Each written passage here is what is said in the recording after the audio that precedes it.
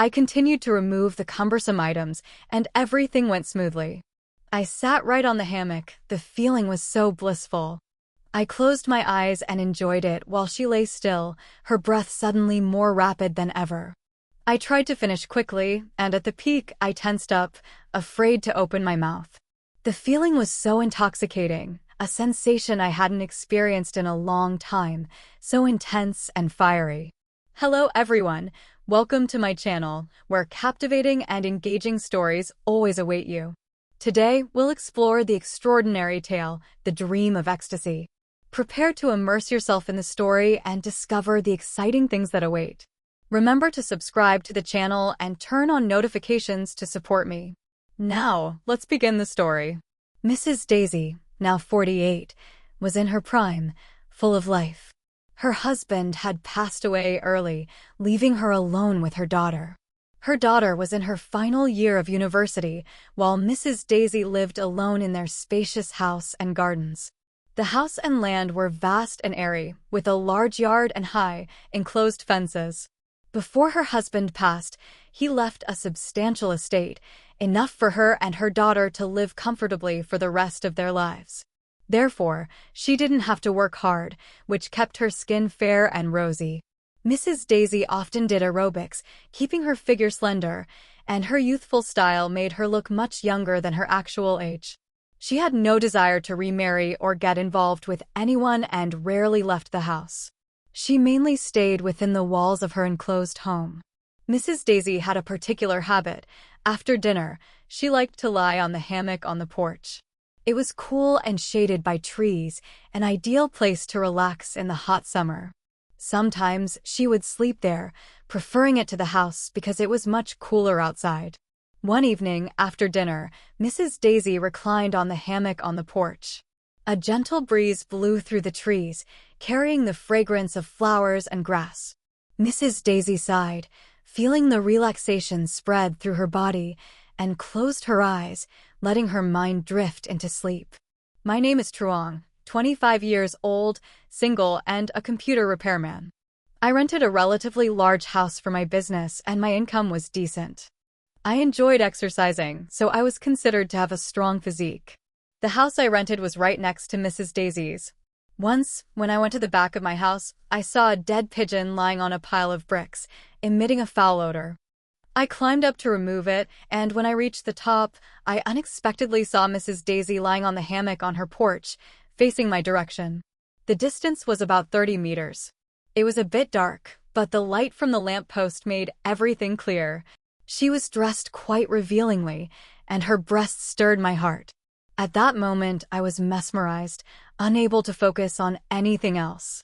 The stench of the dead bird was forgotten. As I was engrossed in the view, I was startled by someone asking for a computer repair.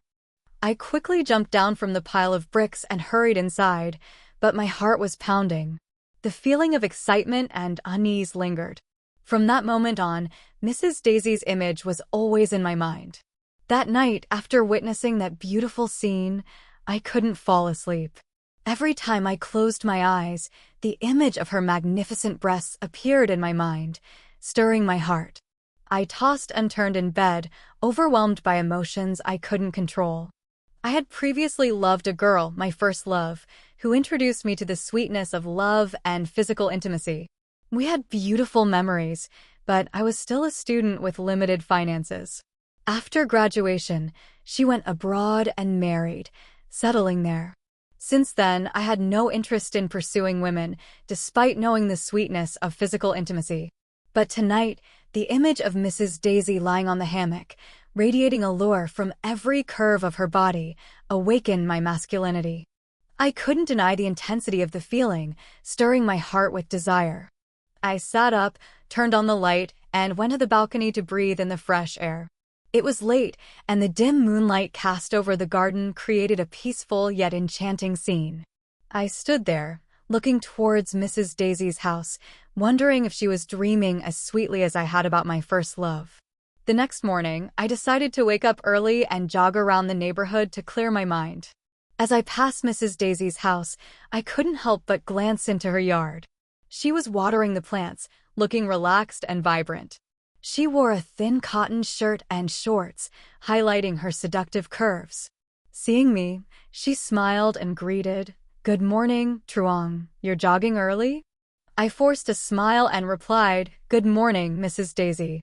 You're up early, taking care of the plants." "Yes, I enjoy gardening. The morning air is fresh and cool. You should enjoy it too, it's good for your health." "Yes, thank you, I'll try." The brief conversation made me feel closer to her. The images from the previous night flooded my mind, but I tried to remain calm and hide my feelings. After the conversation, I couldn't get her image out of my head. Her alluring figure and charm made me feel more attracted than ever. Every time I saw her, I felt a strong desire to possess her. Returning home, I sat on the chair, my mind swirling with chaotic thoughts and emotions. I knew this was wrong, that I shouldn't let these sinful feelings control me, but the more I tried to suppress them, the clearer and stronger they became. For the next few nights, I couldn't sleep. The image of Mrs. Daisy on the hammock, her perfect curves and mature beauty, appeared in my mind every time I closed my eyes. I wondered how to possess her, how to satisfy the burning desires in my heart. The next morning, I began to execute a plan. I wanted to get closer to her. I woke up early, jogged past her house, and pretended to bump into her. She was still watering the plants, looking graceful and fresh. Seeing me, she smiled and greeted, "Good morning, Truong. Back from your exercise?" "Yes, I just got back. Do you need any help?" Mrs. Daisy looked slightly surprised but then nodded. "Thank you, if you don't mind. Could you help me water the plants in the back?" I was delighted and quickly took the hose, helping her. We chatted happily, and I felt that she was also warming up to me. In the following days, I continued to find ways to approach and help Mrs. Daisy. I fixed broken items in her house, helped with the garden, and occasionally brought small gifts to show my care. She grew to trust and like me more. I learned more about her personality and habits. She was a strong, capable woman, but also very lonely after her husband's death. She was introverted and rarely socialized, but she appreciated those who genuinely cared and helped her. I knew I had an advantage, which made me more determined in my plan. One day, while searching online, I came across an eye-catching advertisement: sedatives that help people fall asleep quickly without side effects, improve memory, and are good for health. I was thrilled, thinking this was exactly what I needed. I immediately ordered several bottles, hopeful about their effects. Mrs. Daisy grew to like me more. Whenever she had something broken that needed fixing, I was always there to help. She gradually warmed up to me. Sometimes, she thought it would be nice to have a son like me in the house. The thought made her smile, and she felt a strange mix of joy and excitement. The next day, I received the package containing the sedatives. Holding the bottle, I felt my heart race with a mix of excitement and anxiety. I knew I was walking a dangerous path, but the intense feeling fueled my determination. In the late afternoon, the weather was pleasant, and I decided to visit Mrs. Daisy, carrying 2 bottles of sedatives with me. I rang the doorbell and waited for her to open the door. When she did, she smiled warmly. "Hello, I brought you these 2 bottles of sedatives. I noticed you've been having trouble sleeping, so I thought this would help you sleep better and improve your health." Mrs. Daisy looked at me with gratitude and joy. "Oh, thank you so much, Truong. You're always so thoughtful. I'll try them."